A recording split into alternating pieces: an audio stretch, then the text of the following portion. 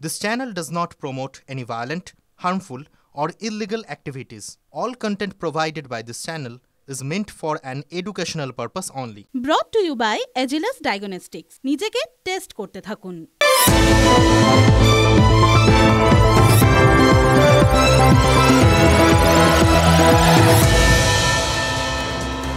মানব সভ্যতার শ্রেষ্ঠতম আবিষ্কারটা কবে হয়েছিল বলুন তো? অনেকদিন আগে, সেই প্রস্তর যুগে।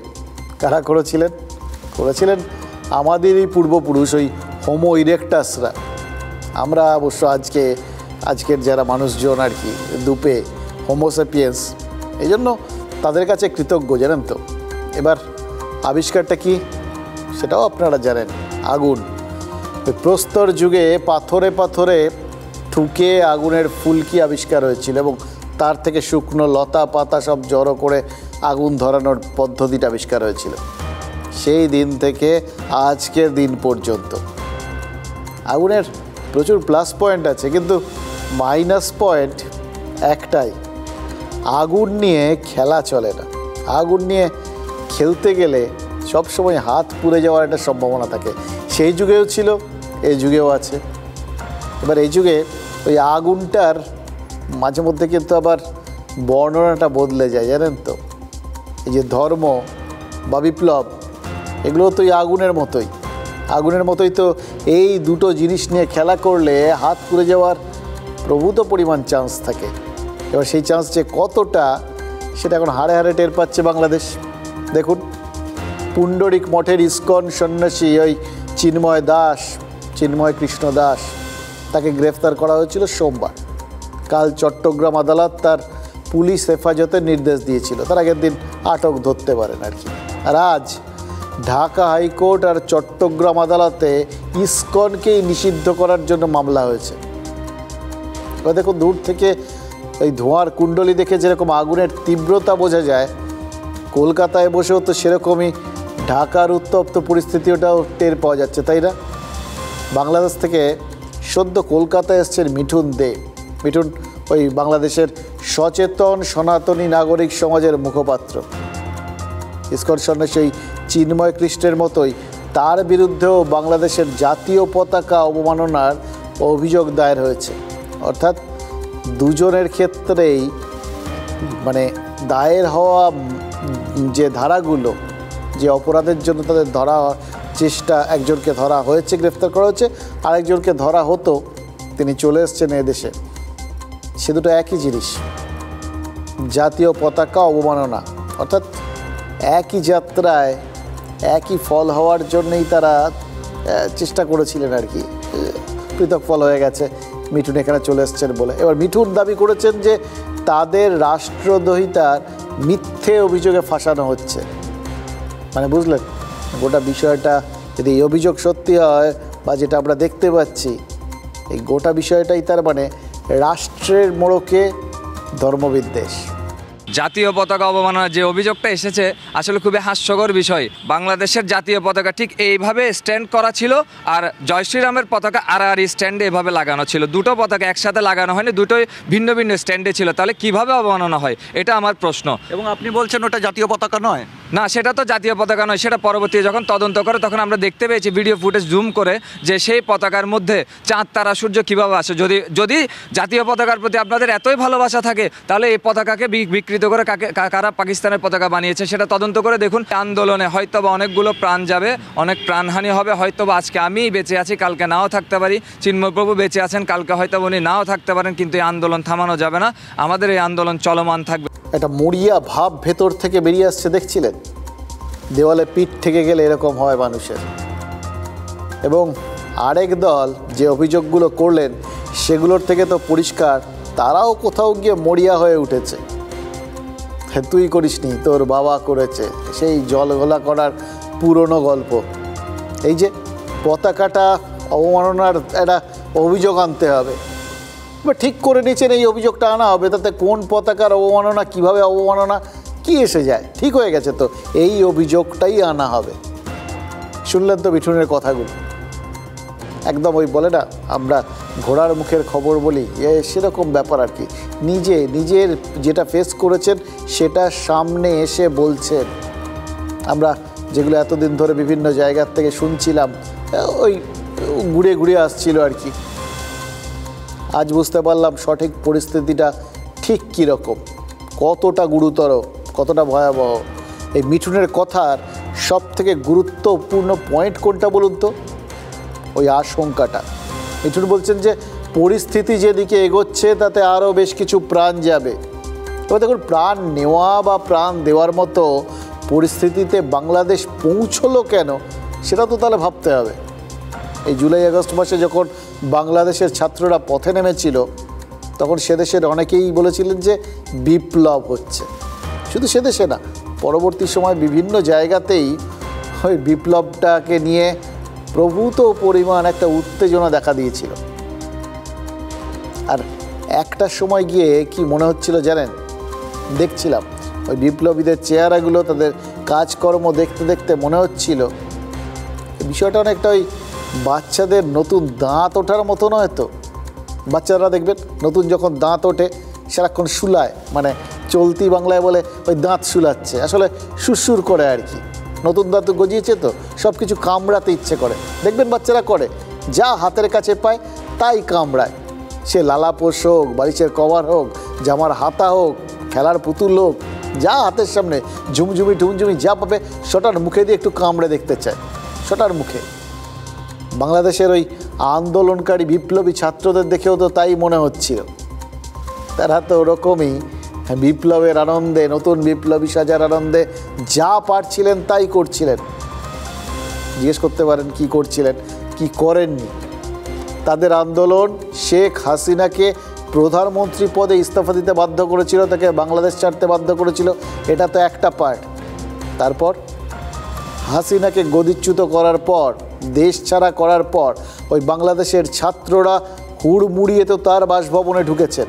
সেখানে ঢুকে যে যা পেরেছেন নিয়ে কিভাবে দৌড়েছিলেন বাড়িতে, দেখেছেন তো, কিছু বাদ যায়নি। ন্যূনতম শোভনতা, ন্যূনতম রুচির পরিচয় তাদের কাজকর্মে সেই সময় ছিল না, যে যা পেরেছেন নিয়ে চলে গেছে। তারপর নতুন তত্ত্বাবধায়ক সরকারের কমিটিতে ঢুকে পড়েছেন, পররাষ্ট্রনীতি নিয়ে তারা নিজেরাই সিদ্ধান্ত নিয়েছেন, মাথা ফাতা ঘামিয়েছেন। এখানেই শেষ নয়, এগুলো তো বড় বড় বিষয়। ছোট ছোট বাচ্চাদের মতো এত অল্পে সন্তুষ্ট হয়নি বাংলাদেশের আন্দোলনকারীরা। বাংলাদেশের দোকানে দোকানে গিয়ে ভারতীয় পণ্য ব্যবহার বা বিক্রির ওপর নিষেধাজ্ঞা জারির কাজটাও করেছে তারা। কারা? ওই ছাত্ররা। এবার মুশকিল কি জানেন, বাচ্চাদের দাঁত একটু পুরনো হলে বাবা মা পিঠে বইয়ের ব্যাগ চাপিয়ে হাতে ওয়াটার বোতল ধরিয়ে স্কুলে পাঠিয়ে দেয়। বাংলাদেশের ছাত্ররাও তো মনে হচ্ছে ওই দাঁত সুরসুরানোর পর্যায় থেকে একটা ট্রানজিশন পিরিয়ডে এসে পৌঁছেছে। একটা মাঝামাঝি জায়গা। বিপ্লবের প্রাথমিক ঘোর কাটার পর তারা বুঝেছে তাদের আর সরকারের রাশটা কারা হাতে তুলে নিয়েছে, না জামাতরা। বললাম বাবা মা এরকম একটা সুনির্দিষ্ট লক্ষ্যে কিন্ডারগার্টেনে বাচ্চাকে পাঠায়, এই ছাত্রদেরও তো সেরকম একটা নির্দিষ্ট উদ্দেশ্য নিয়ে ব্যবহার করতে শুরু করেছে জামাত। এপার ওপার সব পারে।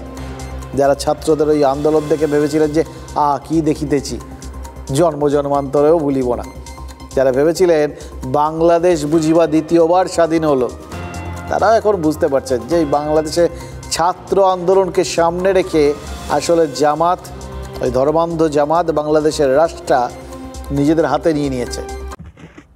আজকের টেস্ট লাংসের টেস্ট, মানে ফুসফুসের টেস্ট। কার কত দম আছে তা বাহু দিয়ে নয়, ফুসফুস দিয়ে জানা যায়। আপনিও টেস্ট করিয়ে নিন, বার্থডেসগুলোতে কাজে আসবে। তাই যখন হেলথ টেস্টের কথা আসে, আমার ভরসা হলো India's largest diagnostics company Agilus diagnostics. নিজেকে টেস্ট করতে থাকুন। আর যারা আন্তর্জাতিক সম্পর্ক বিশেষজ্ঞ তারা বলছেন বাংলাদেশে যে তত্ত্বাবধায়ক সরকার চলছে, সেই মোহাম্মদ ইউনূসের সরকার আসলে পুতুল। জামাতিরা যেমন সুতো টানছে, ওই পুতুল সরকারের হাত পাগুলো সেরকমভাবে নড়ছে। আর তার ফলেই দেখুন বাংলাদেশের সংবিধান সংশোধন করে ধর্মনিরপেক্ষ শব্দটা মুছে ফেলার ভাবনা চিন্তা চলছে। প্রতিবাদ করলে সংখ্যালঘু হিন্দুদের ওপর নির্যাতন হচ্ছে। শুধু ইসকনের ওই সন্ন্যাসীকে গ্রেফতারি নয়, ইসকনের মতো আন্তর্জাতিক সংগঠনকে নিষিদ্ধ করার মতো ভাবনা চিন্তা করতেও তো তারা শুরু করে দিয়েছে। ইউনূস সরকার ভাবছে, কোর্টে মামলা করছে। আর বাংলাদেশের সেনা, তারা কি আর অত মামলার ফয়সলা শোনার জন্য অপেক্ষা করছে? না, বিলকুল না। বাংলাদেশের শিবচরে ইসকনের শাখা ওই বাংলাদেশের সেনাবাহিনীর জওয়ানরা গিয়ে বন্ধ করে দিয়েছে। যাকে পেরেছে তুলে নিয়ে গেছে সেনার গাড়িতে করে। বুঝতেই তো পারছেন, এটা তো চিরকালীন সত্য। রাজা যত বলে পারিষদ শতগুণ বলবেই। কিন্তু বাংলাদেশি সেনার ওই অতি সক্রিয়তা কী বোঝাচ্ছে? শুধু জামাত নয়, সে দেশের সেনাও কি আড়ালে সরকারের নিয়ন্ত্রক। এই সংগঠন রেজিস্টার্ড কিনা, এই সংগঠন নিষিদ্ধ হবে কিনা, এই সংগঠনের বিরুদ্ধে কি কি ব্যবস্থা নেওয়া হবে, এই সংগঠনের অস্তিত্ব কি, এই সবগুলো বিষয় সরকারের পলিসি ছিল এবং সরকার এটা খোঁজ খবর নিয়ে যথাযথ আইনিভাবে এটাকে দেখবেন। সব কিছুর আদালতের সামনে এসে নিষিদ্ধ করতে হবে। এই প্রক্রিয়ার সাথে বাংলাদেশ এখন বাঙালির কাছে লজ্জা হয়ে দাঁড়িয়েছে। এটা অত্যন্ত দুর্ভাগ্যজনক। তারা ভুলেই যাচ্ছে ভারতের সঙ্গে তাদের ইতিহাস, অতীত। ইতিহাস একদিনে তৈরি হয় না, ইতিহাস তৈরি করতে হয়। তো আমার মনে হয় সার্বিকভাবে এই বিষয়গুলোকে বিশ্লেষণ করে আন্তর্জাতিক হস্তক্ষেপ প্রয়োজন। আন্তর্জাতিক আইন অনুযায়ী যারা এটা করাচ্ছেন, যাদের হাতে ক্ষমতা, আসলে ক্ষমতাটা যদি বড় কথা হয়ে দাঁড়িয়েছে আজকের যুগে, তাদের সতর্ক করা উচিত। প্রতিদিন নিজেকে টেস্ট করতে থাকা উচিত, কারণ টেস্ট করেই মানুষ ফিট থাকতে পারে। তাই যখন হেলথ টেস্টের কথা আসে তখন আমি ভরসা করি India's largest diagnostics company Agilus diagnostics. নিজেকে টেস্ট করতে থাকুন। আচ্ছা, এই যে বাংলাদেশে ইসকনকে নিষিদ্ধ করার চেষ্টা হচ্ছে, কেন হচ্ছে এটা বোঝার দরকার তো। কারণ এই ইসকনের ছাতার তলাতেই বাংলাদেশের সংখ্যালঘুরা একজোট হয়েছিলেন, বিভিন্ন জেলায় শান্তিপূর্ণ সমাবেশ করে নিজেদের প্রতিবাদ জানাচ্ছিলেন। এবার লক্ষণীয় হচ্ছে যে ছাত্র আন্দোলনের মাধ্যমে বাংলাদেশ আজ এই পরিস্থিতিতে এসে পৌঁছেছে, যে আন্দোলনকে অনেকে জুলাই আগস্ট বিপ্লব বলেছিলেন, বাংলাদেশের মানুষও সেই নামেই ডাকছিলেন আর কি। কিন্তু সেই আন্দোলনে হিন্দু মুসলিম সব পক্ষই ছিল। এরা কিন্তু কাঁধে কাঁধ মিলিয়ে হাসিনাকে গদিচ্যুত করেছিলেন রাস্তায়। তারপর সেটা তো অবশ্য ওই দাঁত ছুলানোর মতো ব্যাপার। এরা কি করেননি, রাস্তায় ট্রাফিক পুলিশের কাজ করেছেন, কেউ হেলমেট না পরলে তাকে ধমকেছেন, বিশ্ববিদ্যালয়ের ক্যাম্পাস থেকে সচিবালয় পর্যন্ত বিভিন্ন সময় গিয়ে ধর্ণা দিয়েছেন। ধর্ণা না, একদম জোরালো হুমকি সমৃদ্ধ বিক্ষোভ আর কি, যেটাকে কেউ কেউ আবার গুরুত্বপূর্ণ বৈঠকও বলেছেন। পরীক্ষা কেন নেওয়া হচ্ছে এসব নিয়েও তারা প্রশ্ন তুলেছেন। আর ওই বললাম, ভারতীয় পণ্যের ওপর নিষেধাজ্ঞা চাপিয়েছেন। আসলে উগ্র ভারত বিরোধী একটা মানসিকতা তাদের মধ্যে কাজ করেছে। ভারত বিদ্বেষ তারা প্রচার করেছেন, ছড়িয়েছেন, সব করেছেন। শুধু হিসেব করেননি এইসব কাজের প্রতিক্রিয়াটা কতটা সুদূরপ্রসারী হতে পারে। উগ্র ভারত বিরোধিতা কোথাও গিয়ে যে সংখ্যালঘু বিদ্বেষের রাস্তা খুলে দেবে, আর সেটা যে গোটা দেশটাকে আর একটা আগ্নেয় পরিস্থিতির সামনে দাঁড় করিয়ে দেবে, এটা হয় ওই আন্দোলনকারী ছাত্রদের সবাই বোঝেননি, আর অথবা বুঝেছেন কিন্তু সব বুঝেও জামাতের ইশারা মতো কাজ করে গেছেন। আর এখন যখন ওই বিপ্লব আর ধর্ম দুটো আগুন নিয়েই খেলা হয়ে গেছে, তখন এরা দেখছেন আরে খেলতে গিয়ে হাত তো শুধু পড়েনি, গোটা বাংলাদেশ জ্বলছে। মুশকিল কি জানেন, বিদ্বেষের আগুন যখন প্রতিবেশীর ঘর পোড়াচ্ছে, তখন এপারেও তো তার ধোঁয়াটা আসছে। বাংলাদেশের উগ্র হিন্দু বিদ্বেষ এদেশেও তো ধর্মীয় মেরুকরণের রাস্তা তৈরি করছে। এই ধর্মীয় মেরুকরণটা এতই শক্তিশালী, সেটা আবার ওই দেশ বিদেশে সীমানা টিমানা কিচ্ছু মানে না। সেটা দেশে বিদেশে সর্বত্রই তো ক্ষমতা কুক্ষিগত করার অস্ত্র। ফলে বাংলাদেশের পরিস্থিতির থেকে কিছুতেই আর নিজেদের আলাদা রাখা যাচ্ছে না, জানেন তো। ফলে এই রকম একটা পরিস্থিতি যখন ওই প্রতিবেশী রাষ্ট্রের ধোঁয়ায় আমাদের আকাশগুলো ধোঁয়াটে হচ্ছে, অন্ধকার ঘনাচ্ছে, তখন কিছু কথা আজকে বলে ফেলাই ভালো, যে কথাগুলো না বললেই না।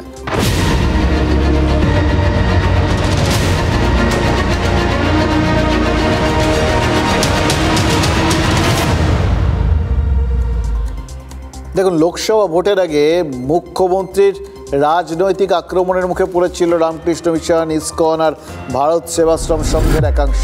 এবার মমতা বন্দ্যোপাধ্যায়ের মনে হয়েছিল এই তিন প্রতিষ্ঠানের একটা অংশ নাকি তৃণমূল বিরোধী প্রচার করছে। প্রতিষ্ঠানগতভাবে রামকৃষ্ণ মিশন, ইসকন বা ভারত সেবাশ্রম এরা মুখ্যমন্ত্রীকে কোনো উত্তর দেয়নি, কিন্তু ব্যক্তি কার্তিক মহারাজ তার বিরুদ্ধে সুনির্দিষ্ট অভিযোগ ছিল তৃণমূল নেত্রীর। তিনি শুধু যে পাল্টা জবাব দিয়েছিলেন তা নয়, কলকাতায় সাধু সন্তদের নিয়ে মিছিলও করেছিলেন। বা সেই কার্তিক মহারাজ আজ মমতা বন্দ্যোপাধ্যায় সরকারকে মনে হচ্ছে আবার একটা নতুন চ্যালেঞ্জের মুখে ফেলে দিলেন। ভারত সরকার, বর্তমান সরকারকে আরও কড়া স্টেপ নিতে হবে এবং সেই সঙ্গে সঙ্গে আমাদের আসাম, ত্রিপুরা, ঝাড়খণ্ড, পশ্চিমবঙ্গের মুখ্যমন্ত্রীদের সঙ্গে আলোচনা করা। সেখান থেকে মানুষ যে চলে আসবে, 1 কোটি মানুষ যদি আবার আসে, তাহলে বিশেষ করে পশ্চিমবঙ্গের বিভিন্ন সীমান্ত যে রাজ্যগুলো, সেই সীমান্ত জেলাগুলোতে জনবিন্যাসের পরিবর্তন হবে। তার ফলে রাজনৈতিক হয়তো ফায়দা উঠবে, কিন্তু একে পশ্চিমবঙ্গের বাঙালিদের কথা চিন্তা করে আমি সমস্ত রাজনৈতিক দলের মতবাদের ঊর্ধ্বে উঠে আজকে বাংলাদেশের এই বিপন্ন হিন্দুদের পাশে দাঁড়ানোর জন্য আমি করজোরে আবেদন করছি। দেখুন, বাংলাদেশে সংখ্যালঘু হিন্দুদের সংখ্যা হচ্ছে 1,31,00,000, সুনির্দিষ্টভাবে বললেন। কার্তিক মহারাজ বলেছেন 1 কোটি শরণার্থীকে এদেশে আশ্রয় দেওয়ার পরিস্থিতি তৈরি হতে পারে। তাই আগাম প্রস্তুতি হিসেবে ভারত সরকারের উচিত পশ্চিমবঙ্গ, অসম, ত্রিপুরা আর ওই ঝাড়খণ্ড সরকারের সঙ্গে বৈঠক করা। এবার তার বক্তব্যের এই জায়গাটা পর্যন্ত ঠিক আছে, কিন্তু তিনি যেটা বলছেন না সেটাই তো আসল কথা। বলেননি, ইঙ্গিত দিয়েছেন। কার্তিক মহারাজ বলেছেন ভারতে যদি বাংলাদেশ থেকে ওই 1 কোটি শরণার্থী আসে, অর্থাৎ 1 কোটি শরণার্থী এদেশে এলে রাজনীতির ফয়দা হতে পারে। মানে রাজনীতির ফয়দা মানে রাজনৈতিক দলের ফয়দা, মানে কোনো রাজনৈতিক দল ফয়দা পেতে পারে। এবার মুশকিল হচ্ছে, কেউ যদি ফয়দা পায় তাহলে কারোর না কারো লোকসান হবে। একজনের লোকসান না হলে তার একজনের ফয়দা হয় না। এটা তো কার্তিক মহারাজ বললেন না, তিনি শুধু ফয়দার জায়গাটা অবধি বলে থেমে গেলেন। এখানেই মমতা বন্দ্যোপাধ্যায় সরকারের জন্য চ্যালেঞ্জ। যদি এরকমই পরিস্থিতি তৈরি হয়, যদি বাংলাদেশ থেকে আরেকবার এদেশে শরণার্থীর স্রোত আসে, যদি সত্যিই ও দেশের হিন্দুরা এদেশে আশ্রয় চান, তাহলে কী হবে? প্রথমত আটকানোর তো কোনো উপায় নেই। এর আগেও যখন ওই রোহিঙ্গাদের বিষয়ে উঠেছিল, তখন কিছু কথা বলবো না বলেও মমতা বন্দ্যোপাধ্যায় তো ওই রাষ্ট্রসংঘের রিফিউজি আইনের কথা বলেছিলেন, প্রোটোকলের কথা বলেছিলেন। ফলে সেই যুক্তিতে এবারও তো হিন্দু শরণার্থীদের যদি ঢল নামে, তার পক্ষে আটকানোটা সম্ভব হবে না। এবার তারা যদি এদেশে চলে আসেন, দুটো প্রভাব থাকবে তার। প্রথমত, এ রাজ্যের অর্থনীতির ওপর একটা বিরাট প্রভাব পড়বে। একটা বিরাট সংখ্যক শরণার্থীর চাপ নেওয়া চারটিখানি কথা নাকি। অতীতে আমরা দেখেছি বিভিন্ন দেশে, মানে দেশগুলো যে কিছু কিছু ক্ষেত্রে রিফিউজি বা উদ্বাস্তুদের অ্যালাউ করেও রাস্তা বন্ধ করে দেয়, তার মেন কারণ তো এটাই, তারা এদের চাপটা অর্থনীতি সামলাতে পারে না, অর্থনীতি ভেঙে পড়ার সম্ভাবনা থাকে।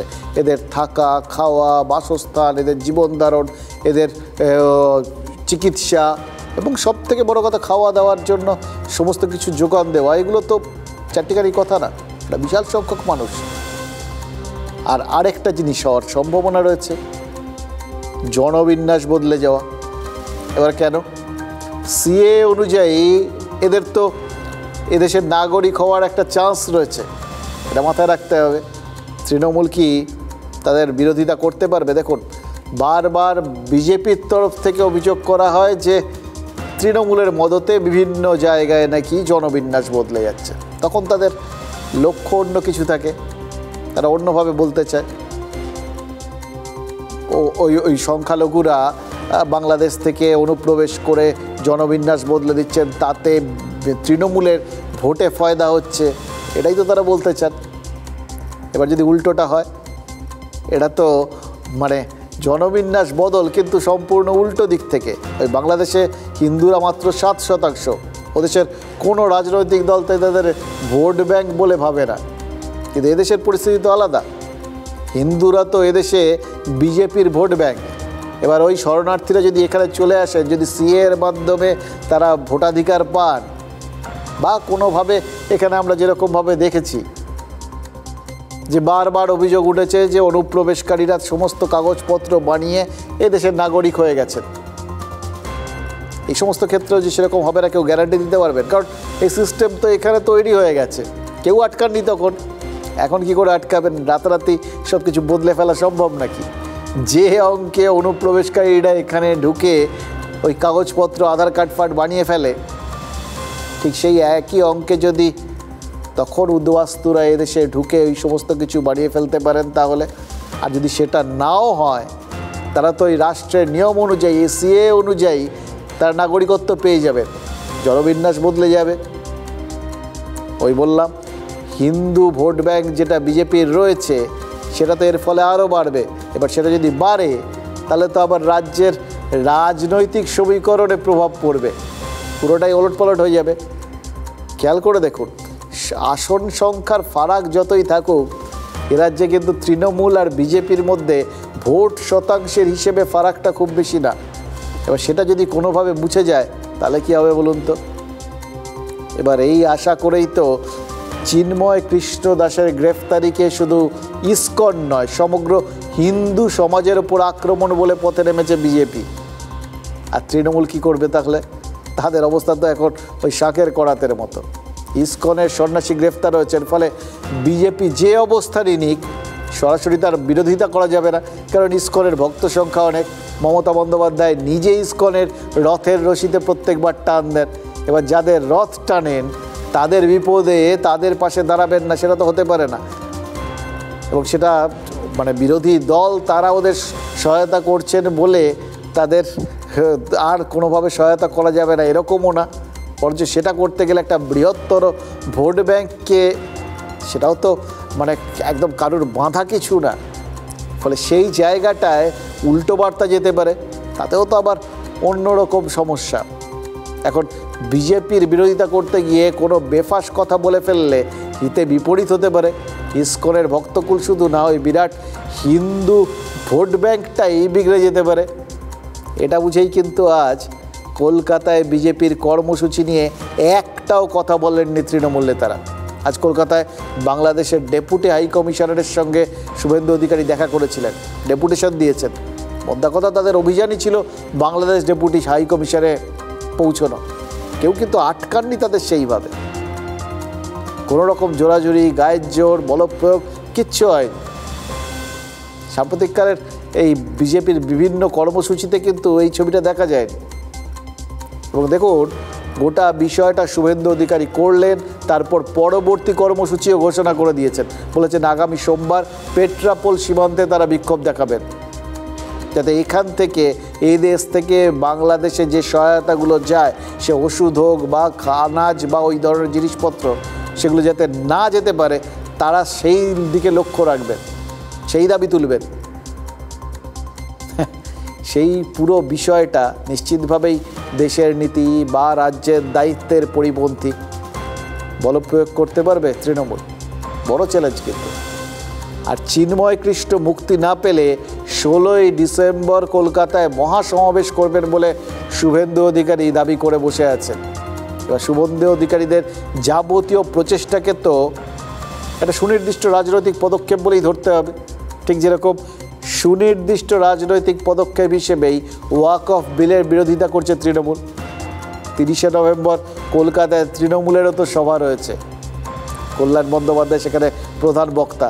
এবার তৃণমূলের রাজনৈতিক লক্ষ্য আর বিজেপির রাজনৈতিক লক্ষ্য দুটো ধরন এক, কিন্তু দুটো একদম 180 ডিগ্রি উল্টো দিকে, একদম কমপ্লিটলি দুটো ভিন্ন মেরুতে। দুটো দলই তো ভোট ব্যাংক বাঁচাতে মেরুকরণের রাজনীতি করে বলে একে অপরের বিরুদ্ধে অভিযোগ আনে, তাই না? কিন্তু এটা কি? এক্ষেত্রে তৃণমূল তো হাত পা বাঁধা, কোনো অভিযোগই তারা করতে পারবে না। এই কথাটাই কার্তিক মহারাজ বলেননি, তিনি ফয়দার কথা বলেছেন। লোকসানের কথাটা এড়িয়ে গেছেন অত্যন্ত সুকৌশলীভাবে। সম্পূর্ণভাবে তালিবান, আইএস এবং মৌলবাদী শক্তির পদধ্বনি শোনা যাচ্ছে। চিন্ময় কৃষ্ণ প্রভুকে নিঃশর্ত মুক্তি, হিন্দুদের উপর আক্রমণ বন্ধ করুন। এই প্রশাসককে বলতে চাই, নুন আপনার আছে, আয়োডিনটা ভারতের। আমি এখান থেকে দাবি করছি ভিসা 100% স্টপ করুন। প্রয়োজন হলে 16 তারিখে বিজয় দিবস কলকাতাতে মহাসমাবেশ আমরা ডাকার উদ্যোগ গ্রহণ করছি। এই অবস্থানই সেন্ট্রাল গভর্নমেন্ট নেবে যে কোনো আন্তর্জাতিক বিষয়, সেটাকে দলগতভাবে তৃণমূল কংগ্রেস সমর্থন করবে দেশের স্বার্থে।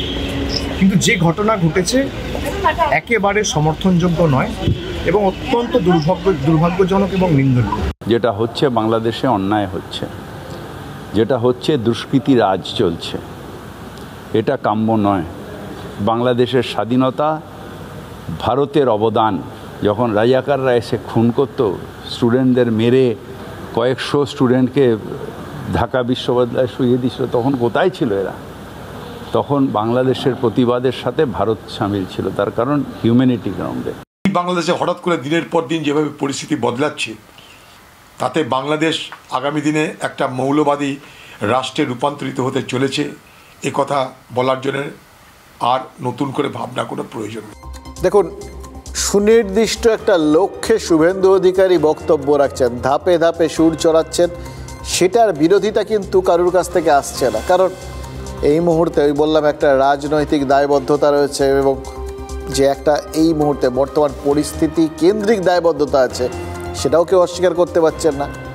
এরই মধ্যে ওই ফিরহাদ হাকিম আর অভিষেক বন্দ্যোপাধ্যায়ের বক্তব্য তো শুনলেন, অত্যন্ত পরিশীলিত এবং দায়িত্বশীল। অভিষেক বলেছেন বাংলাদেশের বিষয়ে কেন্দ্রীয় সরকার যে সিদ্ধান্তই নিক না কেন তাতে তৃণমূলের সমর্থন থাকবে। এবার ভারত সরকার তো ইতিমধ্যেই ইউনিশ সরকারের ওই পদক্ষেপগুলোর সমালোচনা করেছে। বিদেশ মন্ত্রক জানিয়েছে যে বাংলাদেশের তত্ত্বাবধায়ক সরকার যা করছে তাতে ভারতের কোনো সমর্থন নেই। আর অভিষেক তো বুঝিয়ে দিচ্ছেন যে অন্য সব কিছু নিয়ে যতই সংঘাতের বাতাবরণ তৈরি হোক, যেখানে বিদেশ নীতির প্রশ্ন, যেখানে আমার দেশ, আমার দেশের সরকার, আমার স্বার্থ, এই ব্যাপারটা চলে আসে, সেখানে আমার দেশের সরকার যে সিদ্ধান্ত নিচ্ছে সেটাই আমার মত এবং পথ।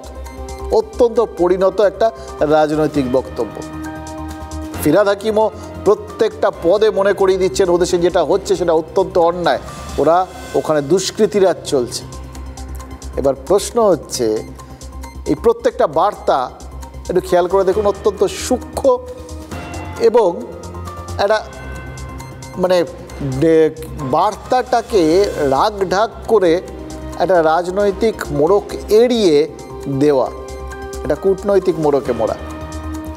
প্রশ্ন হচ্ছে, আন্তর্জাতিক ক্ষেত্রে বার্তাগুলো যতটা বৃহত্তর স্বার্থের কথা মাথায় রেখে নেওয়া হয়, যতটা সংযতভাবে নেওয়া হয়, রাজনৈতিক ক্ষেত্রে কি অতটা ভেবে চিনতে সিদ্ধান্ত নেওয়া হয়?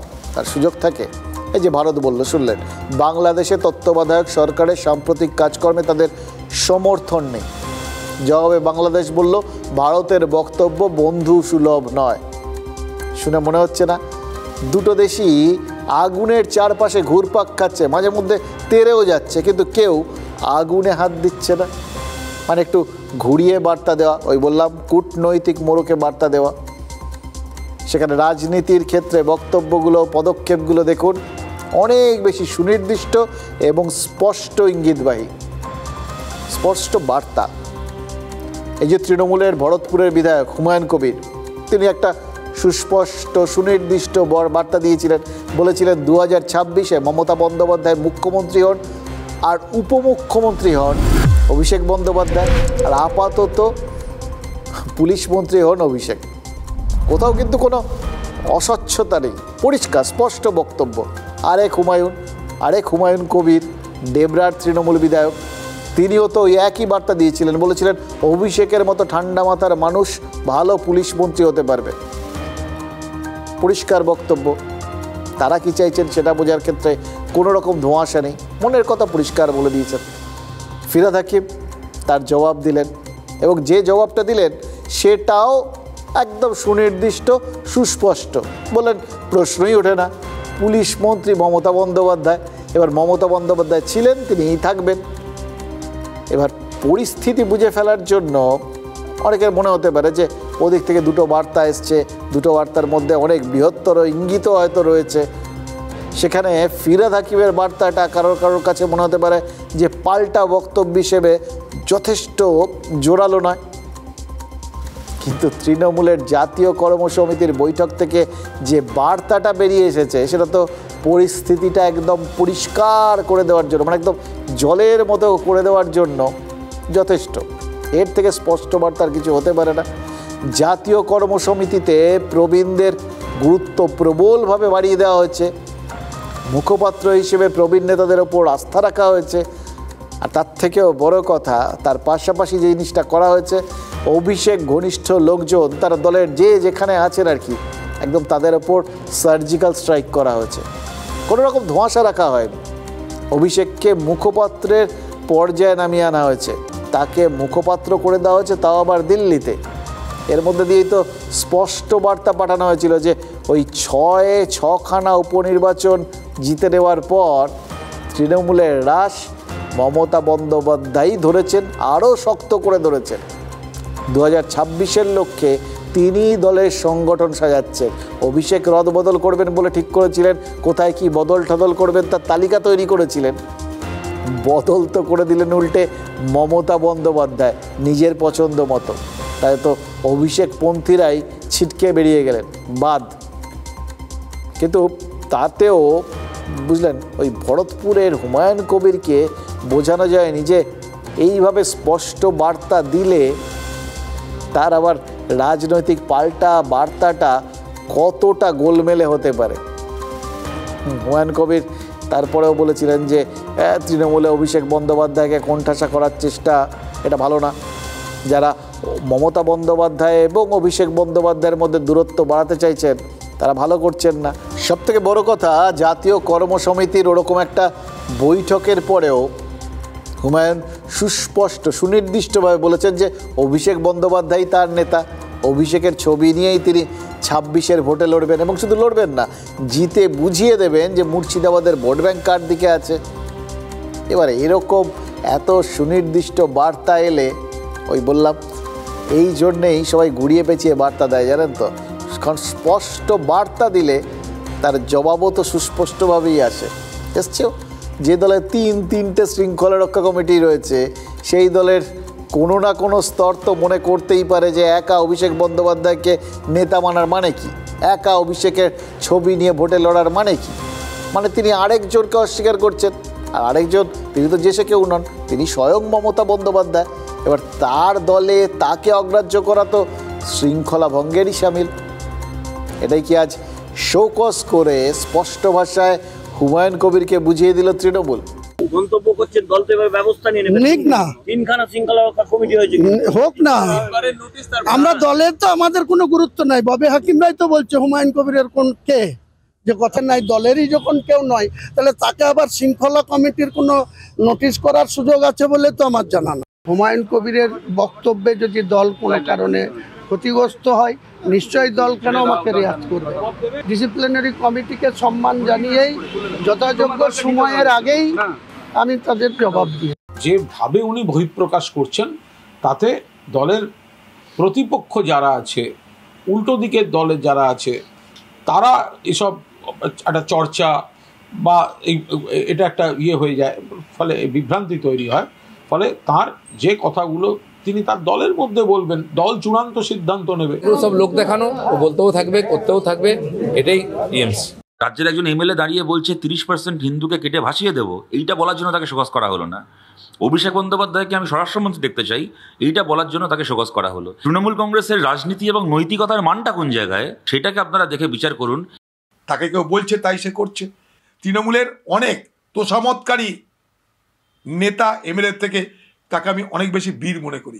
দেখুন, তৃণমূল তাকে শোকজ করেছে, তাতেও তো হুমায়ুন কবিরকে খুব একটা শোধরানো গেছে বলে মনে হচ্ছে না, বরং মনে হচ্ছে অভিষেক পন্থী হিসেবে তৃণমূলে একটা গভীর ছাপ ফেলতে চাইছেন তিনি।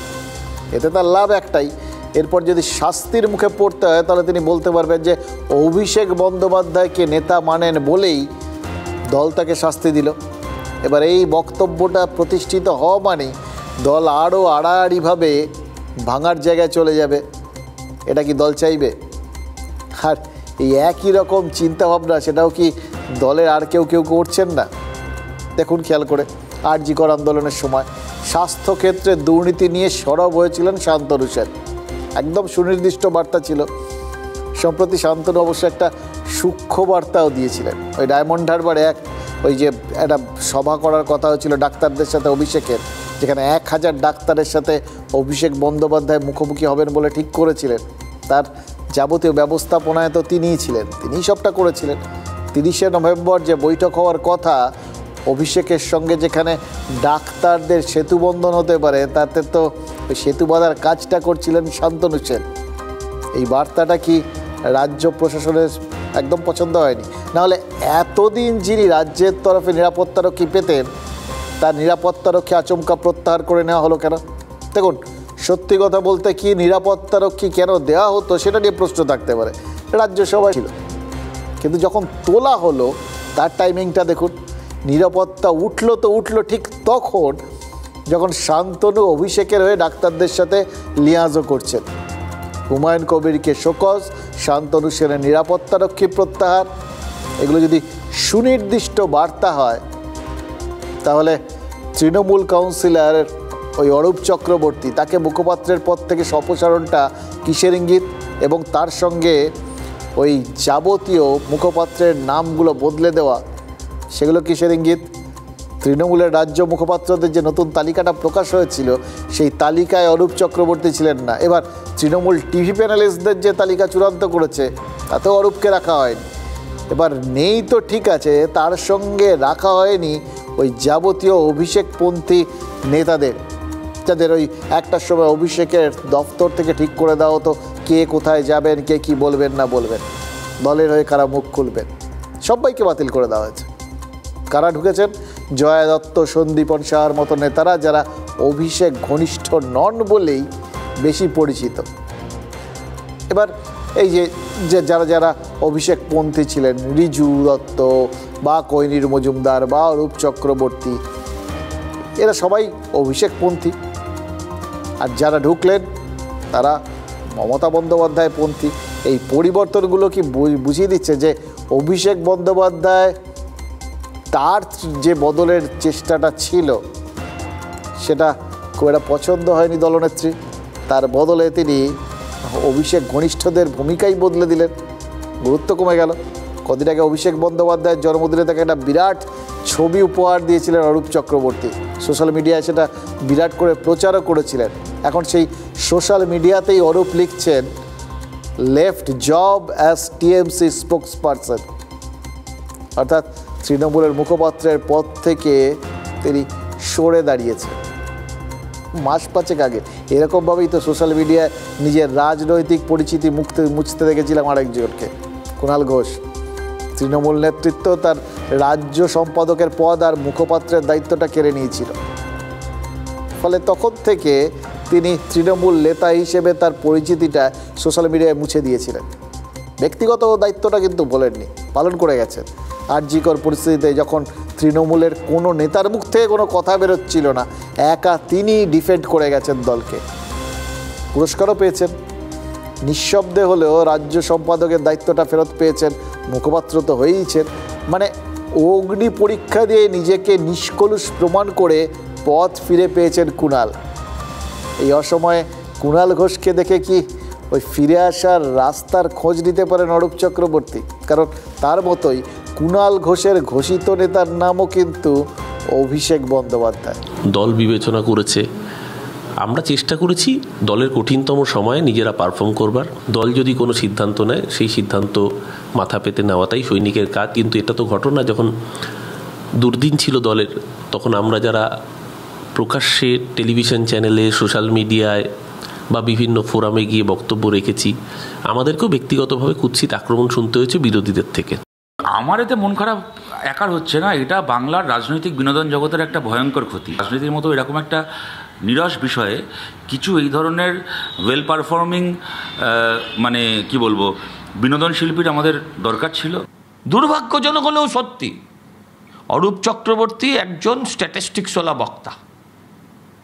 রিজু, কোহিনুর ভালো চিৎকারটা করতে পারে, যুক্তি ওর কাছে নাও থাকলেও। ওরা তৃণমূলের দোষ দেখতেই পায় না, পুরো ঘোড়ার মতন ওরা পড়ে থাকে। কিন্তু আমি ওদের নিয়ে কেন মন্তব্য করব, ভালো থাকুক। কি মনে হয় অভিষেক বন্দ্যোপাধ্যায়কে ছবি দেওয়ার জন্যই আপনাকে অপসারিত করা হলো? মমতাদি আমাদের কাছে আবেগ, অভিষেক বন্দ্যোপাধ্যায় আমাদের কাছে আবেগ। মমতাদির কাছে আমাকে যদি বলা হয় যে মমতাদির বাড়িতে বিজয়ার প্রণাম করতে কেন গিয়েছেন, আমি বলবো এটা আমার আবেগ। একইভাবে অভিষেক বন্দ্যোপাধ্যায় আমাদের আবেগ। অভিষেক বন্দ্যোপাধ্যায়ের জন্মদিনে তাকে শুভেচ্ছা জানাতে যাবো, এটা আমাদের আবেগ। কে কোন পন্থী আমরা জানি না, কিন্তু এরা প্রত্যেকেই তৃণমূলের নেতা। অতএব যে পন্থী লোকই প্যানেলে থাকুক না কেন, তারা দুর্নীতিপন্থী হবে। এই বিষয়ে কোনো মন্তব্যই কোনো অবস্থায় করব না। কঠিন পরিস্থিতিতেও যিনি মন্তব্য করার থেকে বিরত থাকেননি, আজকে এমন একটা পরিস্থিতি তাকেও মুখ বন্ধ রাখতে হচ্ছে। সুতরাং পরিস্থিতিটা কতটা গুরুতর সেটা বুঝতে পারছেন। আর একটা জিনিস বুঝতে পারছেন, এই কোথাও গিয়ে কিভাবে অভিষেক বন্দ্যোপাধ্যায়ের নামটা এই দুর্দিনেও এই যাদের পদ গেছে তারা কিন্তু ছাড়তে চাইছেন না। অর্থাৎ দলের মধ্যে এরা আছেন, কিন্তু নিজেদের অবস্থান, নিজেদের নেতৃত্বের প্রতি তাদের যে টানটা, আনুগত্যটা, সেটা খুব স্পষ্ট করে দিচ্ছেন। ফলে একই দলের মধ্যে যদি এরকম দুটো ভিন্ন মত থাকে, দেখুন ভিন্ন মতটা কি, তারা একই সঙ্গে বলছেন যে আমরা যে আবেগ দিয়ে তারা মমতা বন্দ্যোপাধ্যায়কে দেখেন, সেই একই আবেগ দিয়ে তারা অভিষেক বন্দ্যোপাধ্যায়কেও দেখছেন। এবার সেটা যে অন্য গোষ্ঠীর মানে মমতাপন্থী যারা আর কি বলে পরিচিত তাদের পছন্দ নয়, সেটা তো, এবং দলনেত্রীরও নিশ্চিতভাবেই পছন্দ নয়, সেটাই তো এই সার্জিক্যাল স্ট্রাইকগুলো দেখে পরিষ্কার। কিন্তু তারপরেও তারা পদ গেছে, দল তো ছাড়েননি, এবং তাদের নিজেদের মতবাদ নিয়েই আছেন। ফলে দুটো প্যারালাল মতবাদ চলছে। দুটো বিপরীতমুখী মতবাদ যদি দুদিকে দলকে টানতে থাকে, কি হতে পারে ভেবে নিন। একটা কাগজকে দুদিকে এরকম টেনে দেখুন কি হয়। সে কী হবে না হবে সেটা তো পরের কথা, কিন্তু আমরা একটা জিনিস জানেন তো, once a good leader always a good leader, সবাই জানি। ও সেই লিডার যদি পলিটিক্যাল হন, লিডার না থাকলেও মানে কোনো পরিস্থিতিতে তার থেকে লিডারের তকমাটা কেড়ে নিলেও তিনি তো ওই রাজনৈতিক নেতাই থেকে যান, তাই না? তার পলিটিক্যাল গুণগুলো রয়েই যায়।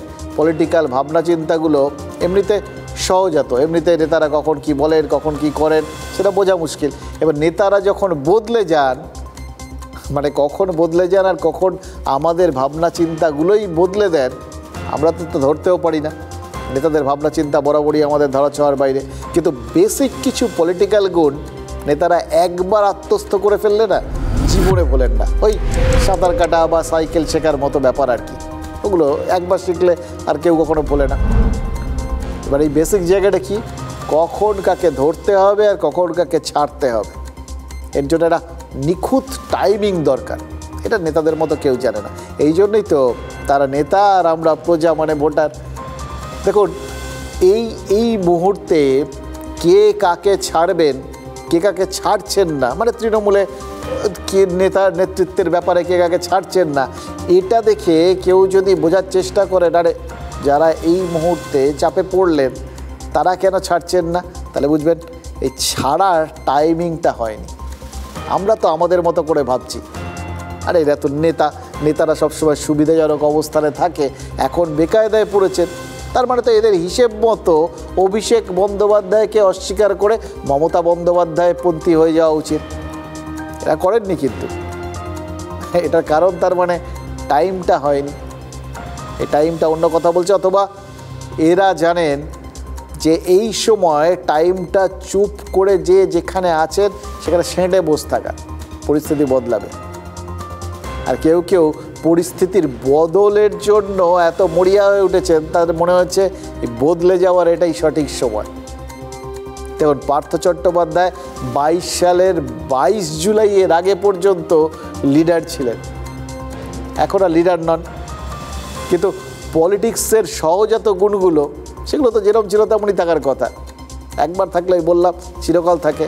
এক সময় ডাকাবুকো রাজনৈতিক নেতা, এবার তার তো নেতৃত্ব দেওয়ার জায়গাও খুব কম ছিল। এটা কখনো শিক্ষা, কখনো শিল্প, এবং সব গুরুত্বপূর্ণ দপ্তরের মন্ত্রী ছিলেন, ডাকসাইটে মন্ত্রী, এবং তার থেকেও বড় কথা দলের মহাসচিব ছিলেন। এমন একটা পদ যেটা আগেও ছিল না, ভবিষ্যতেও আর থাকবে বলে মনে হয় না। শুধুমাত্র ওই ইউনাইটেড নেশনসে মহাসচিব পদটা হয়তো থেকে যাবে। এরকম একজন হেভিওয়েট মানুষ, তিনি 28 মাস ধরে জেলে, সিবিআই ইডির দেওয়া এক গাদা কেসের জন্য ফেসে আছেন, মুক্তির জন্য মরিয়া। আজ সুপ্রিম কোর্টে তার হয়ে সওয়াল করেছেন আইনজীবী। এই অবধি তো ব্যাপারটা ঠিক আছে। আসল ইন্টারেস্টিং হচ্ছে তার সওয়ালটা, একদম পলিটিক্যাল লিডারের যা যা বক্তব্য, যা যা ধ্যান ধারণা, সেই সবে ভরপুর ওই সওয়ালটা। শীর্ষ আদালতে নিজের জামিনের সপক্ষে দুটো কথা বলেছেন পার্থ, একটায় ধরেছেন আরেকটায় ছেড়েছেন। বললাম টাইমিং।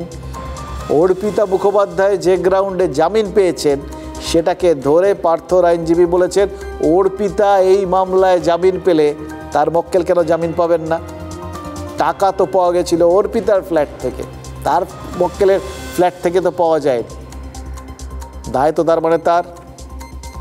এবং তার সঙ্গে বলেছেন দ্বিতীয় সওয়ালে, ফ্ল্যাট থেকে যে টাকা উদ্ধার হয়েছে সেটা তো পার্থর ঠিকানা নয়, আর টাকাটাও তো তার নয়, এমনকি অর্পিতাও তার কেউ নন। এই পয়েন্টটাই আসল। গত সোমবার নিম্ন আদালত থেকে জামিন পেয়েছেন অর্পিতা মুখোপাধ্যায়। বান্ধবী যে পথে জামিন পেয়েছেন, বুধবার সুপ্রিম কোর্টে সেই অস্ত্রেই জামিনের দাবি জানালেন পার্থ চট্টোপাধ্যায়। একই সঙ্গে দুর্নীতির দাগ বুঝতে অর্পিতার থেকে দূরত্ব বাড়ানোর মরিয়া চেষ্টা করলেন প্রাক্তন শিক্ষামন্ত্রী। বুধবার সুপ্রিম কোর্টে পার্থ চট্টোপাধ্যায় জামিন মামলা শুনানি ছিল। সেখানে ইডির আইনজীবী অতিরিক্ত সলিসিটর জেনারেল এস.ভি. রাজু বলেন, পার্থ চট্টোপাধ্যায় জামিন পেলে তথ্য প্রমাণ ও প্রত্যক্ষদর্শীদের প্রভাবিত করার চেষ্টা করবেন। অর্পিতা জানিয়েছেন, পার্থকে তিনি ভয় পাচ্ছেন। এই বক্তব্য শুনেই পার্থ চট্টোপাধ্যায় তার বান্ধবীকে কার্যত ঘাট থেকে ঝেড়ে ফেলার চেষ্টা করেন। প্রাক্তন শিক্ষামন্ত্রীর আইনজীবী মুকুল রোহতাগি বলেন, অর্পিতাকে নিয়ে পার্থ চট্টোপাধ্যায়ের কোনো মাথা ব্যথা নেই। কোর্টে পার্থর আইনজীবীর দাবি, অর্পিতার বাড়ি থেকে টাকা উদ্ধার হয়েছে, পার্থর বাড়ি থেকে কোনো টাকা উদ্ধার হয়নি। সেক্ষেত্রে অর্পিতা জামিন পেলে পার্থ কেন পাবেন না? অর্পিতার সঙ্গে দূরত্ব বাড়ানোর চেষ্টা করলেও জামিন পেতে বান্ধবীর দেওয়া যুক্তিকেই হাতিয়ার করেছেন প্রাক্তন শিক্ষামন্ত্রীর আইনজীবী মুকুল রোহতাগি। শাস্তির 1/3 সময় জেলে আছেন পার্থ চট্টোপাধ্যায়ও। তার 73 বছর বয়স, তিনি অসুস্থ। মন্ত্রী থাকলেও নিয়োগ দুর্নীতিতে তাঁর সাক্ষ্যের ভিত্তিতে কিছু হয়নি। সংশ্লিষ্ট মহলের মতে এই দাবি করে মানিক ভট্টাচার্যের ওপরই পরোক্ষে দায় চাপিয়ে দেওয়ার চেষ্টা করেছেন পার্থ চট্টোপাধ্যায়ের আইনজীবী। প্রাক্তন শিক্ষামন্ত্রীর জামিনের আবেদনের তীব্র বিরোধিতা করেন ইডির আইনজীবী। বলেন, দুর্নীতির জেরে প্রায় 50,000 চাকরি প্রার্থীর জীবন বিপর্যস্ত হয়েছে। পার্থ চট্টোপাধ্যায় গুরুত্বপূর্ণ মন্ত্রী ছিলেন। গ্রেফতারির পর ডাক্তারের ওপর প্রভাব খাটিয়ে অসুস্থতার ভান করেছিলেন। বৃহত্তর স্বার্থে পার্থ চট্টোপাধ্যায়ের জামিন হওয়া উচিত নয়। এরপরে বিচারপতি সূর্যকান্ত ও বিচারপতি উজ্জ্বল ভূঁইয়ার বেঞ্চের পর্যবেক্ষণ, এই মামলার তদন্ত শেষ করা যথেষ্ট সময় সাপেক্ষ, ফলে অনির্দিষ্টকাল কাউকে জেলে রাখা যায় না। কতদিন ইডি ও সিবিআই হেফাজতে ছিলেন পার্থ? এজেন্সির কাছে তথ্য তলব আদালতের। পরবর্তী শুনানি আগামী সোমবার। সিবিআই এর নিয়োগ মামলায় শুনানি চলতি সপ্তাহেই হতে পারে। সিবিআই এর আইনজীবীর সঙ্গে কথা বলে দিন ঠিক করার পরামর্শ দিয়েছেন বিচারপতি তপব্রত চক্রবর্তী। যদিও এই দুই মামলায় জামিন পেলেও ফাঁড়া থাকবে পার্থর। অক্টোবরেই প্রাথমিক মামলায় পার্থকে গ্রেফতার করেছিল সিবিআই। সুতরাং জেল মুক্তি সহজ নয় মোটেই। দেখুন, পার্থ চট্টোপাধ্যায়ের সাথে অর্পিতা মুখোপাধ্যায়ের কি সম্পর্ক, সেটা নিয়ে বিভিন্ন সময় বিভিন্ন রকম বক্তব্য শোনা গেছিল। পার্থ চট্টোপাধ্যায় এরকম বলেছিলেন, একটা জিনিস তো খুব পরিষ্কার ছিল, একটা সম্পর্ক ছিল, সে যে ধরনের সম্পর্ক, যে সম্পর্কই থাকুক। এবার আদালতে সেই সম্পর্কই অস্বীকার করলেন পার্থ চট্টোপাধ্যায়। মানে আইনজীবীর অস্বীকার করা তো তারই অস্বীকার করা, তাই না? তার মানে আইনের যে জায়গাটা, আইনের পীঠস্থানে যখন এরকমভাবে সরকারিভাবে অস্বীকার করলেন, এটা বলা চলে যে আইনগত বিচ্ছেদ হলো। এটা এটা এটা খুব ইন্টারেস্টিং। কিন্তু এবং তার থেকেও বড় কথা আরেকটা জিনিস, পার্থ চট্টোপাধ্যায়ের জামিন হবে কি হবে না, তার থেকেও আরেকটা বড় প্রশ্ন হলো, এই মেধা খুনের কালপিটরা কবে সাজা পাবে? এইগুলো তো সব এন্টারটেইনিং পোর্শন। লোকে খুব মজা পেয়েছিল, টাকার পাহাড় দেখেছিল, মন্ত্রীর সাথে তার বান্ধবীর কী সম্পর্ক সেটা নিয়ে প্রচুর মাথা ঘামিয়েছিল। এবারও এরকমভাবে আদালতে ওকে অস্বীকার করছেন, বা তার আগে আদালতে ওর দিকে তাকিয়ে চোখের ইশারা করছেন। এগুলো সবই এন্টারটেইনমেন্টের পার্ট, জানেন তো। লোকে প্রচুর আমোদ পেয়েছিল, কিন্তু ভেতরে ভেতরে হতাশার জায়গাটা কি একদম নেই?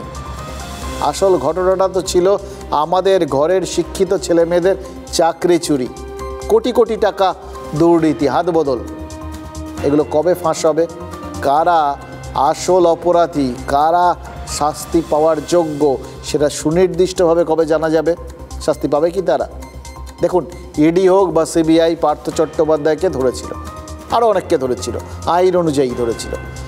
এবার যেরকম আইন মেনে ধরা হয়েছিল অনুব্রত মণ্ডলকেও, কিন্তু মুশকিল হচ্ছে যে কিছুই প্রমাণ করতে পারেনি এখনও আদালতে, তাই তার বিচার চলছে, সওয়াল জবাব চলছে। মাঝখান থেকে জামিন পেয়ে রাজনীতিতে ফিরে এসেছেন অনুব্রত এবং বহাল তবিয়তে রয়েছেন দলের মধ্যে নিজের জায়গা শক্ত করার জন্য প্রতিপক্ষকে উল্টে চাপে ফেলে দিচ্ছেন, নিজে এতদিন চাপে ছিলেন। এবার এত যে ধরপাকড় হয়েছিল তাতে তো মানুষ একটা স্বপ্ন দেখেছিল যে এরা নিশ্চয়ই যখন ধরা পড়েছেন এমনি তো ধরবে না, এদের মন্ত্রীকে ধরা তো চারটিখানি কথা না, এত মন্ত্রী ধরা পড়ছেন, অন্তত দুর্নীতি খানিকটা হলেও কমবে। অনেকেই স্বপ্ন দেখেছিলেন যদি হেভিওয়েট নেতানেত্রীরা ধরা পড়ে ছুটকো ছাটকা অপরাধীরা তো ভয় পাবে, ক্রাইম করার আগে দুবার ভাববে। ওই বললাম না, স্বপ্নই থাকে, সে যতই সে ভোরবেলায় দেখুন আর মাঝরাতে দেখুন আর যে সময়ই দেখুন, স্বপ্নই। না দুর্নীতি কমছে না অপরাধ। স্বপ্ন দেখা বরঞ্চ অনেক সময় কাল হয়ে যায়, জানেন তো। স্বপ্ন দেখতে গিয়ে বিপদে পড়া যায় বরঞ্চ। আমরা তো তাই দেখছি। আমাদেরই এই সমাজের আমাদেরই একজন নাবালিকা, সেও তো স্বপ্ন দেখেছিল মডেল হবে। এই স্বপ্ন নিয়ে তো শহরের একটা স্টুডিও এসেছিল, সে মডেলিংয়ের জন্য তাদের ছবি তুলতে হয়, পোর্টফোলিও তৈরি করতে হয়। তাকে কি হয়েছে জানেন? মডেলিংয়ের নামে তাকে পেতে হয়েছে নরক যন্ত্রণা। যে শহরে ওই তিলোত্তমার পরিণতির পর এত প্রতিবাদ, এত দ্রোহ, সেই শহরে এইভাবে কেউ একজন স্বপ্ন পূরণ করতে এসছে, মডেল হতে এসছে, তার ছবি তুলতে হবে বলে তাকে দিয়ে অন্যায় রকম পোজ, অন্যায় রকম কি বলবো, নগ্নতার রাস্তায় ঠেলে দেওয়ার সাহস পায় কি করে কেউ? দেখুন, একটা জিনিস তার থেকে বুঝতে পারছি, এত কিছুর পরেও জানিয়ে রাজনীতি ওলটপালট হয়ে যেতে পারে, জানিয়ে পুলিশ কমিশনারের পদ থেকে একজনকে আইপিএস অফিসারকে সরে যেতে পারে, তারপরেও যদি কেউ এইভাবে অন্যায় করার সাহস পায়, নারী নিগ্রহের মতো গুরুতর একটা অপরাধ করার ফের একবার সাহস পায়, তাহলে বুঝতে হবে এই যে বিভিন্ন গণ্ডগোলগুলো, বিভিন্ন অপরাধগুলো, দুর্নীতিগুলো চারপাশে রয়েছে, সেগুলোর কোনো ফলাফল নেই। সেগুলোতে ধৃতরা আলটিমেটলি সবাই জামিন পেয়ে ঘুরে বেড়াচ্ছে। কেউ বলবে যে জামিন পাওয়া মানেই তো নিরপরাধ প্রমাণ হওয়া নয়, কিন্তু কোথাও গিয়ে হতাশা কি কাজ করে না? নিশ্চয়ই প্রমাণ করতে পারে, নইলে জামিন পেল কি করে? সব থেকে মজার ঘটনা কি জানেন? মজা কি বলছি, নিদারুণ মজা। ওই নাবালিকা 29শে অক্টোবর গল্ফ গ্রিন থানায় অভিযোগ দায়ের করেছিল। 3 দিন পর 2রা নভেম্বর পুলিশ এফআইআর করে। যৌন নিগ্রহের অভিযোগে পক্সো আইনের 12 নম্বর ধারায় মামলা হয়। কিন্তু অদ্ভুত কাণ্ড, পক্সো আইনে মামলা হওয়া সত্ত্বেও অভিযুক্তকে এতদিনেও গ্রেফতার করতে পারেনি পুলিশ। কেন 25 দিন ধরে এরমভাবে ঘুরে বেড়াতে পারছে অভিযুক্ত? শুনলাম ওই অভিযুক্তর নামে কিছুদিন আগেই যুগ্ম কমিশনারের কাছেও একটা অভিযোগ গেছিল। মানে এত কিছুর পরেও, এত আন্দোলন, এত কিছু, এইভাবে কাঠগোড়ায় তোলা হয়েছে, সিবিআই ধরেছে, আদালত বলেছে, তারপরেও পুলিশের এই ভূমিকাটা কি স্বাভাবিক? নাকি ফের কোনো হেভিওয়েটের অঙ্গুলি হেলো নেই এতটা নিষ্ক্রিয়তা? আবার বলছি, অভিযোগ সত্যি না মিথ্যে সেটা তদন্তের বিষয়, কিন্তু তদন্তটা সেটা আদৌ হলো কি? হয় টপলেস, ফ্রন্ট ব্যাক কিছু না কিছু ড্রেস থাকবে, কিন্তু উনি আমাকে দিয়ে জোর জবরদস্তি কিছু শ্যুট করান।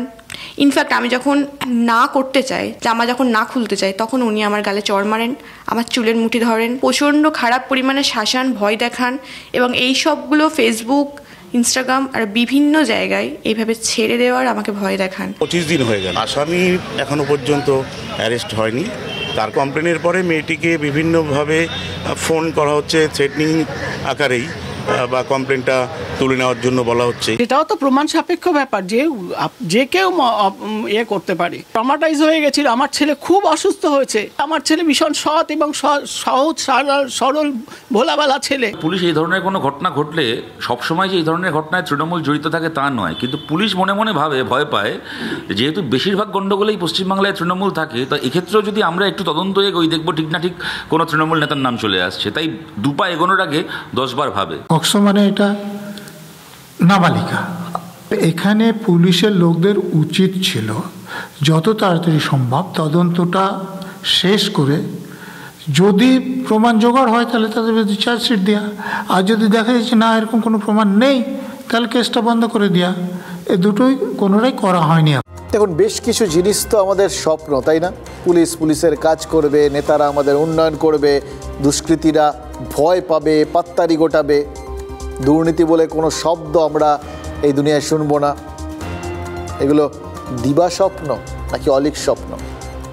কারণ কি জানেন, বাস্তব মানে স্বাভাবিক প্রত্যাশাগুলো যখন ধরা ছোঁয়ার বাইরে চলে যায় তখন বেসিক সাবজেক্টগুলোই যেগুলো হওয়ার কথা, খুব স্বাভাবিক বিষয়, সেগুলোকে স্বপ্ন বলে মনে হয়। আর স্বপ্ন থেকেই তো বদলের ইচ্ছেগুলো তীব্র হয়ে ওঠে। সেদিন কদিন আগে একটা ভাইরাল ভিডিও এসেছিল জানেন তো, পুরুলিয়ার এক প্রত্যন্ত গ্রামের একজন মানুষ, তিনি বলছিলেন যে স্কুলে আমরা ছেলে মেয়েকে পড়তে পাঠাচ্ছি কিন্তু সেখানে পড়াশোনা হবে কি করে, সেখানে তো এফসিআর গোডাউন বানিয়ে দিয়েছে। শিক্ষকরা বারবার যে অভিযোগ তোলেন যে তাদের দিয়ে এখন ওই মিড ডে মিলের খাবার দাবারের হিসেব এ সমস্ত করাতে এত ব্যস্ত রাখা হয় যে তারা তো পড়াশুনো করানোর সময়টাই পান না। আর হুগলির গোঘাট হাই স্কুলের শিক্ষকরা তারা সম্ভবত ওই বললাম না যে দায়িত্ব দিয়েছেন সেই দায়িত্বটা পালন করতে গিয়েই একটা অদ্ভুত আতান্তরে পড়েছেন। কারণ সাধ এবং সাধ্যের মধ্যে এতটা ফারাক, স্বাভাবিক জিনিসটাতেই স্বপ্ন বলে মনে হচ্ছে। তাই সেই স্বপ্নটা মানে তাদের কাজ মিড ডে মিল খাওয়ানো, স্বাভাবিক বিষয়, সরকার কিছু টাকা দেবে, সেই টাকা দিয়ে জিনিসপত্র কিনে খাওয়াবেন, এই অবধি তো ঠিক আছে। জিনিসপত্রের দাম যেখানে গেছে, যে টাকা আসছে, তা দিয়ে তো কিচ্ছু হচ্ছে না। তাই তারা কি করেছেন জানেন? অদ্ভুত ব্যাপার, স্কুলের যেটুকুনি নিজস্ব জমি আছে সেখানে কোদাল চালিয়ে আলুর বীজ পুঁতেছেন। এমনিতে এটা আলুর মরশুম, আর কদিন পর থেকে বাজার নতুন আলুতে ছেয়ে যাবে। গোঘাটের স্যাররা কিন্তু ওই সাইড ইনকাম হিসেবে আলুর গাছ পোতেননি, পুঁতেছেন বাধ্য হয়ে, কারণ বাজারে আলুর দাম প্রচুর। মুখ্যমন্ত্রী বলার পরেও দাম কমেনি। এদিকে মিড ডে মিলের বরাদ্দ, সে তো বাধা ধরা, সেই প্রথম যা ছিল এখনও তাই আছে। ক্লাস 5 পর্যন্ত মাথাপিছু বরাদ্দ 5 টাকা 45 পয়সা, আর 6 থেকে 8 পর্যন্ত বরাদ্দ মাথাপিছু 8 টাকা 17 পয়সা। সেখানে বাজারে জ্যোতি আলুরই দামই 35 থেকে 40 টাকা। এবার আলু কিনতেই যদি সব টাকা চলে যায়, মিড ডে মিলের চাল ডাল আসবে কোথা থেকে? এই চিন্তা থেকে ওই স্কুল শিক্ষকরা পার্ট টাইম কৃষক হয়েছে, স্কুল কম্পাউন্ডে আলুর চাষ করছেন। এভাবে আমরা যদি, একটা জিনিস আছে জানেন তো, এটা একটা শিক্ষণীয় বিষয় বটে, এভাবে আমরা সবাই যদি নিজেদের সমাধানের রাস্তাটা খুঁজে বার করে নিতে পারি না, তাহলে কিন্তু বেশ হয়। আমাদের পরনির্ভরশীলতা একটু কমে, মানে নেতাদের ওপর নির্ভরশীলতাটা একটু কমে, আর নেতারাও ঝাড়া হাত পা হয়ে যান।